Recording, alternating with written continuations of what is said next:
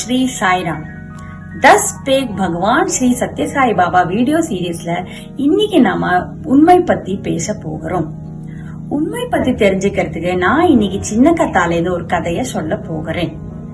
ஒரு ஊர்ல ஜக்குன்னு ஒரு திருடன் இருக்கான். அவன் ஒரு மகரிஷிய போய் சந்திக்கிறான்.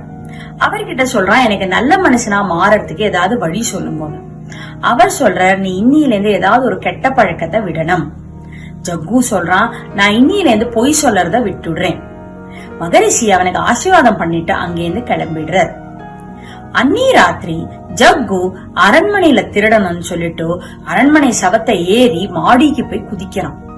அங்க போனோடனே அங்க ஒரு மனுஷன் நின்னுட்டு இருக்கான். அவன் கேக்குறான், நீ யாரு, இங்க எதுக்கு வந்திருக்கேன்னு. ஜக்கு சொல்றான், நான் இங்க திருட வந்திருக்கேன். அவன் சொல்றான், வா, நானும் ஒரு திருடனா, 2 பேரும் சேர்ந்தே திருடலாம். 2 பேரும் அரண்மனைக்குள்ள போய் எல்லா பொருட்களையும் திருடுறான். திருடிட்டு அதை ஈக்குவலா டிவைட் பண்ணிக்கிறான். கிளம்பறதே அந்த மனுஷன் ஜக்கு கிட்ட அவனோட அட்ரஸ கேக்குறான். ஜக்கு தன்னோட கரெக்டான அட்ரஸ கொடுத்துட்டு அங்கிருந்து கிளம்பிடுறான். அடுத்த நாள் காலையில அரண்மனையில ஒரே பரபரப்பா இருக்கு. ராஜாவுக்கு தெரிய வந்துடுறது, இங்க திருட்டு போயிருக்கிறேன்.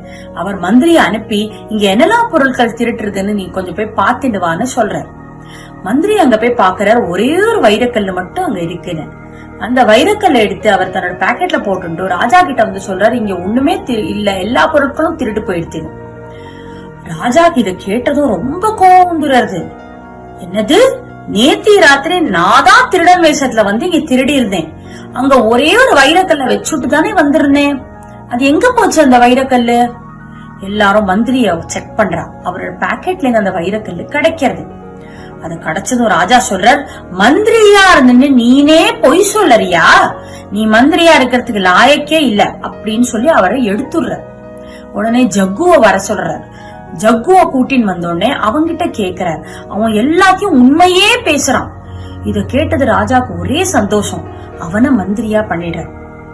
இந்த கதையை கேட்டது நம்மளுக்கு என்ன தெரியறதுன்னா, ஜக்குவோட வாழ்க்கை அவன் கெட்டவத்துல இருந்து நல்லவனா மாறினதுனால ஆயிருக்கு.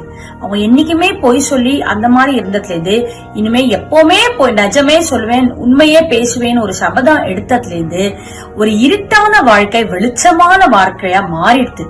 பேரும் புகழோட ரொம்ப சந்தோஷமா இருந்தான். சுவாமி என்ன சொல்றாருன்னா, உண்மை உயர்ந்தது. உண்மை மனுஷனையும் மிருகத்துக்கும் வித்தியாசத்தை காட்டுறது. உண்மை மனுஷனுக்கும் சமுதாயத்துக்கும் நடந்துக்கிற விதத்தை காட்டுறது. உண்மை பேசினால் மனுஷன் மனுஷனாக வாழறதுக்கு திறமையும் கிடைக்கிறது. என்னைக்குமே நம்ம உண்மைதான் பேசணும். வாங்கோ, இன்னைக்கு நாம எல்லாரும் ப்ராமிஸ் பண்ணலாம், இன்னில இருந்து நாம வெறும் உண்மைதான் பேசுவோம். ஜெய் சாய்ராம்.